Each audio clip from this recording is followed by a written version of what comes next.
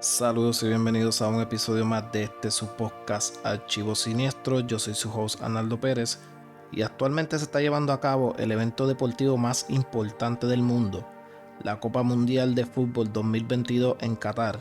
Este fenómeno el cual sucede cada 4 años y el cual une a todos los países del mundo en apoyo a su selección. Sin embargo, no todo este evento es alegría y pasión por el fútbol y por la nación. Es un evento que trae sus momentos, lágrimas y sus consecuencias debido al orgullo por un país y el dinero envuelto en este tipo de eventos. Y en el episodio de hoy hablaremos de un triste suceso que ocurrió en la Copa Mundial de 1994, que a causa de un simple error que puede cometer cualquiera dentro del campo de juego, ocurrió una tragedia que marcó tanto el deporte de fútbol como el país de Colombia. Esta es la historia de la trágica muerte de Andrés Escobar.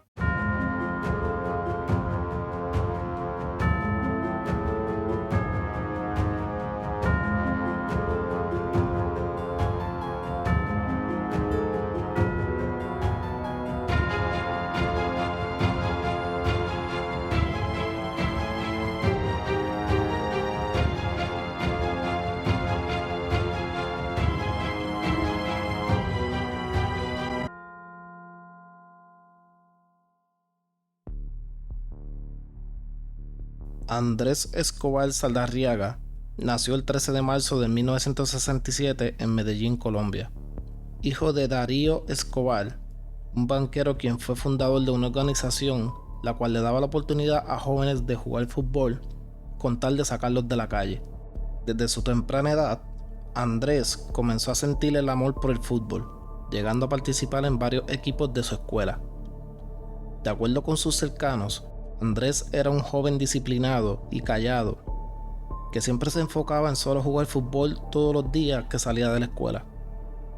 Y el 31 de agosto de 1986, a los 19 años de edad, Andrés hizo su debut profesional con la camiseta verdolaga contra el equipo de la Unión Magdalena.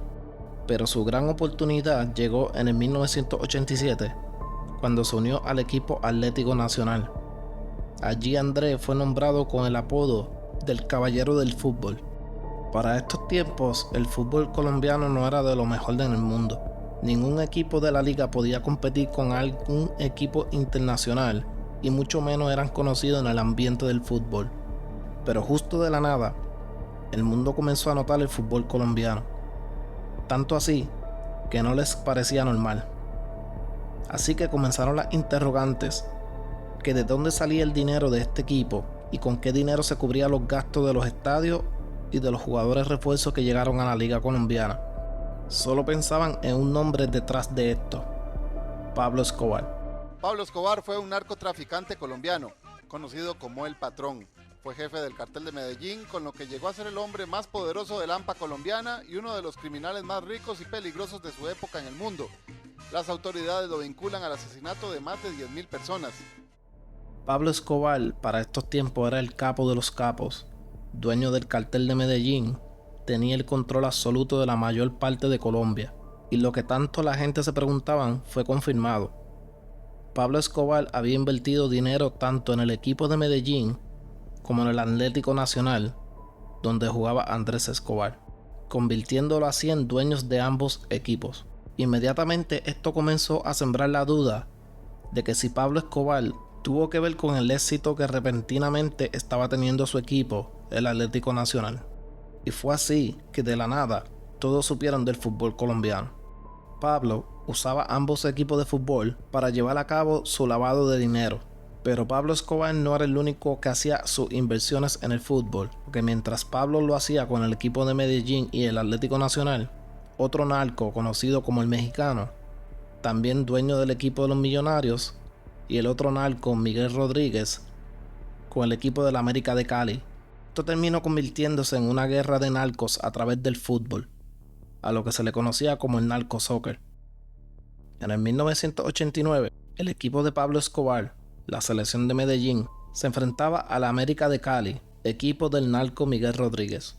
En este partido, Medellín era el favorito en las apuestas, lo que significaba que había mucho dinero envuelto a favor de que Medellín ganara. Sin embargo, el equipo de Miguel Rodríguez, el América de Cali, ganó el partido. Pablo Escobar y su gente sintieron que perdieron el juego por culpa del árbitro que estaba a cargo, Álvaro Ortega. Así que Pablo ordenó a sus sicarios buscar al árbitro después del juego y lo asesinaran. Álvaro Ortega fue acribillado a tiros en los estacionamientos del estadio al finalizar el juego. Esto sin duda sembró el terror de que Pablo era quien controlaba todo, que Pablo tenía el control de que su equipo ganara sin importar las consecuencias.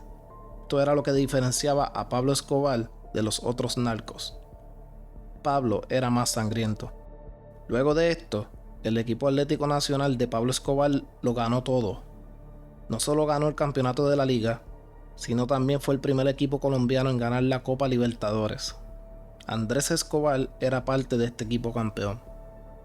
Pablo solía invitar al equipo entero a su hacienda, donde celebraban y les hacía obsequios como autos nuevos y prendas. Sin embargo, Andrés prefería mantenerse alejado de estas invitaciones. El reinado de Pablo Escobar se convirtió en la época más violenta y sangrienta en la historia de Colombia, y esto era algo que le preocupaba a Andrés. Se preguntaba cómo podía aportar a detener esta ola de crimen o por lo menos hacer algo de bien por Colombia desde su posición. Así que Andrés comenzó a pagar becas escolares a estudiantes de las escuelas a las cuales él asistió de niño. Visitaba a niños enfermos a los hospitales y a los niños sin hogares. Y en el 1988, Andrés Escobar fue seleccionado como el capitán del equipo nacional de Colombia para representar a su país en las clasificatorias para la Copa Mundial del 1994. Colombia jugó 26 juegos, de los cuales solo perdieron uno y solo permitieron 2 goles. En su último juego para clasificar a la Copa Mundial de la FIFA, Colombia derrotó al favorito, Argentina, con un marcador de 5-0, en lo que fue el mejor juego de la selección en la historia de su fútbol. Con esta victoria, Colombia había logrado el sueño de todo jugador de fútbol: clasificar a la Copa Mundial de la FIFA después de 28 años.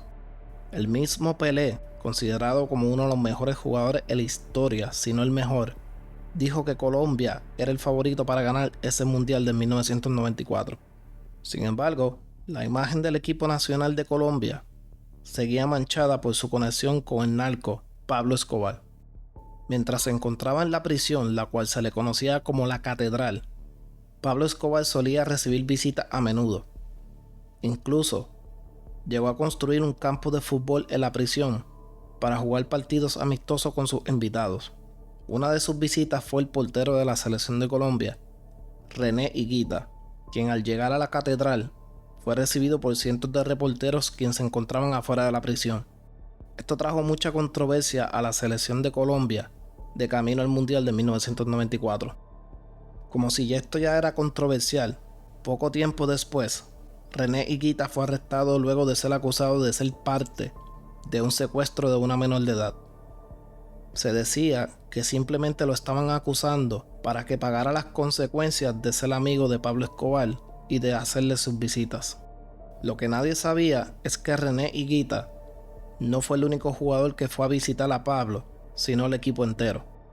El mismo Andrés Escobar no se sentía cómodo con estas visitas y se lo comentaba a sus familiares cercanos.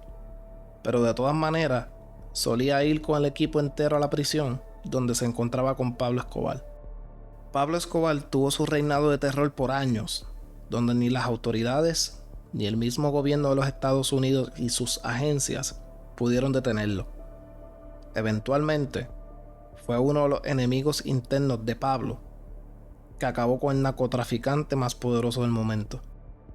Carlos Castaño, quien fue amigo cercano de Pablo Escobar, sabía cada movimiento interno dentro del cartel de Pablo. Así que Carlos tomó ventaja de esto y junto al cartel de Cali de Miguel Rodríguez, formaron el grupo Los Pepes, perseguidos por Pablo Escobar.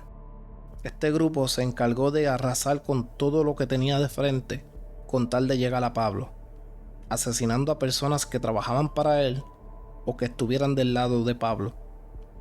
Los Pepes le habían enviado un ultimátum de que si Pablo no se entregaba a ellos antes del 31 de diciembre del año 1993, asesinarían a los miembros de su familia. Fue así que el 2 de diciembre de 1993, Pablo Escobar fue asesinado mientras intentaba escapar de donde se mantenía escondido cuando escapó de la catedral. Para la población pobre de Colombia y los menos afortunados, había fallecido un héroe que les había dado hogares, que les construyó estadios de fútbol y que ayudó con las escuelas para los niños. Mientras Colombia pensaba que con la muerte de Pablo Escobar el crimen por fin iba a reducir, no podían estar más equivocados. Con la muerte del narco Pablo Escobar, Colombia perdió el control de la violencia, ya que ya no había un líder a quien temerle, alguien quien ponía las reglas y el orden dentro de todo. Una de estas reglas que Pablo tenía con sus sicarios era que los secuestros no eran permitidos. Sin Pablo Escobar, todos querían ser el jefe y todos hacían las cosas a su manera. Esto hizo que la crisis en Colombia fuera de mal en peor. De camino a la Copa Mundial de 1994, Andrés Escobar tenía 2 ofertas de 2 equipos, incluyendo una del poderoso equipo de mucha trayectoria, el AC Milan, de la Liga Italiana, siendo el primer jugador colombiano en recibir una oferta del Grande de Italia. El 18 de junio de 1994, Colombia jugaba su primer juego de la Copa Mundial ante la selección de Rumania. Para sorpresa de todos, la selección de Colombia perdió su juego inaugural 3-1. Ahora, Colombia tenía la presión de que necesitaba derrotar al equipo anfitrión, los Estados Unidos, para pasar a la segunda ronda. Lo que nadie tenía conocimiento al momento es que Colombia estaba teniendo problemas más serios fuera del campo que un simple juego. Antes del juego ante Rumania, el hijo del jugador de Colombia, Luis Chonto Herrera, había sido secuestrado en Colombia y eventualmente fue regresado a su familia. Como si fuera poco, después de la derrota ante Rumania, Herrera recibió la triste noticia de que su hermano había fallecido en un accidente de auto. Herrera quería regresarse a su país y no era para menos, pero fue Andrés Escobar quien estuvo ahí para él, diciéndole que el país dependía de él y que este era el único chance de ganar esa Copa Mundial y traerla a Colombia. Herrera le agradeció a Andrés por su apoyo y decidió quedarse con el equipo. Pero esto no fue lo único malo que estaba ocurriendo fuera del campo. El equipo comenzó a recibir amenazas de muertes. En los televisores del hotel había mensajes de amenazas que decían que si uno de sus jugadores, Barrabás Gómez, jugaba el juego ante los Estados Unidos, los asesinarían a todos. El coach de la selección de Colombia no tuvo otra opción que no dejar que Barrabás jugara ese juego, por más importante que era para el equipo. Luego de este suceso, Barrabás Gómez se retiró del fútbol. Mientras en Colombia, el ambiente ya estaba tenso. Las calles estaban llenas de protestas y violencia. Tanto así que los jugadores tuvieron que enviar oficiales a casa de sus familiares por protección. El 22 de junio de 1994 sería la fecha que cambiaría no solo la historia del fútbol colombiano, sino la vida de Andrés Escobar. Ese 22 de junio, Colombia se enfrentaría a los Estados Unidos necesitando una victoria para poder pasar a la segunda ronda. Sin embargo, ocurrió el suceso más hablado en la historia del fútbol de Colombia. A los 35 minutos del partido, Andrés Escobar, siendo jugador de defensa, intervenía con el cruce del jugador estadounidense, cuando accidentalmente con su pie derecho golpeó el balón, entrando en su propia portería, anotando así un autogol. Colombia terminaría perdiendo el partido ante los Estados Unidos 2-1, y con este resultado quedaron eliminados de la Copa Mundial de 1994. Esto dejó devastado a Andrés, y a pesar de que sus compañeros les decían que no se preocupara, Andrés decía que esto no le podía pasar a él. La selección de Colombia hizo su regreso a su país. A pesar de las amenazas recibidas, Andrés quería salir a la calle, quería darle la cara a su país y aceptar que cometió un error. Y el 2 de julio de 1994, apenas 10 días después de ese autogol, Andrés decidió salir a una discoteca en Medellín. Al llegar, fue recibido por comentarios sarcásticos, los cuales les decían felicidades por tu gol o gracias por el autogol. Andrés decidió ignorar estos comentarios y cuando se preparaba para marcharse de la discoteca, fue rodeado en el estacionamiento por unos hombres que seguían provocándolo. Le tocaban las nalgas, le gritaban que era un marica que anotó un autogol, y Andrés decidió montarse en su auto y llegó hasta donde estaban ellos y les dijo que simplemente él cometió un error. Luego de que siguieron discutiendo y se alteraron los ánimos, Andrés Escobar fue acribillado dentro de su auto, recibiendo 6 disparos en su espalda. De acuerdo con algunos testigos en la escena, el tirador, mientras apretaba el gatillo, gritaba "gol", así reflejando las 6 veces que fue dicho por el comentarista cuando Andrés anotó ese autogol en la Copa Mundial de 1994. Andrés Escobar fue llevado al hospital, donde fue declarado muerto 45 minutos después. 2 personas que se encontraban en la escena anotaron la placa del auto donde iba la persona que disparó contra Andrés Escobar. El auto estaba registrado a uno de los hermanos Gallón, Pedro David Gallón y Juan Santiago Gallón. Estaban vinculados al narcotráfico y también fueron amigos de Pablo Escobar. Ambos hermanos también habían pagado a los Pepes para asesinar a Pablo Escobar. De acuerdo con John Jairo Velázquez, alias Popeye, conocido por ser la mano derecha de Pablo Escobar, esa noche de la tragedia, Andrés discutió con los hermanos Gallón y que estos dos tenían el ego tan trepado por haber terminado con Pablo Escobar que no dejarían que Andrés les hablara así. Que apenas horas después de haber asesinado a Andrés, Carlos Castaños, líder de los Pepes, se reunió con los hermanos Gallón y que por el precio correcto arreglaría la situación. Y por la cantidad de 3 millones, Castaño compró la fiscalía y así dirigieron la investigación al conductor del vehículo, Humberto Muñoz Castro, quien fue culpado y sentenciado por la muerte de Andrés, quedando así limpio los nombres de los hermanos Gallón. Muñoz Castro fue sentenciado a 43 años de cárcel, de los cuales solo cumplió 11 luego de que fue dejado en libertad por buena conducta. Curiosamente, ese 22 de junio de 1994, mientras la hermana de Andrés y su hijo veían el juego, al momento de ese autogol, el pequeño le dijo a su madre: "Van a matar a Andrés por esto". A lo que su mamá le contestó que no se preocupara, que no matan a nadie por error y que Andrés era bien querido en Colombia. Andrés Escobar fue velado en el cementerio Campos de Paz, donde asistieron cerca de 120,000 personas, entre ellas el presidente de Colombia de aquel entonces, César Gaviria. Al momento de su muerte, Andrés tenía planes de aceptar la oferta del club de AC Milán y había adelantado su boda con su comprometida, Pamela Cascardo, para casarse dentro de 5 meses y mudarse para Italia. Ahora les voy a leer lo que fueron las últimas palabras de Andrés al país de Colombia luego de haberle hecho el autogol. Quiero agradecerle al pueblo colombiano porque siempre encontramos un respaldo, aún en estos momentos difíciles para cualquier deportista. Muchos han entendido, otros no. Pero igual hay que mirar hacia adelante porque todo va cicatrizando. Un abrazo fuerte para todos y para decirles que fue una oportunidad y una experiencia fenomenal, rara, que jamás había sentido en mi vida. Hasta pronto, porque la vida no termina aquí.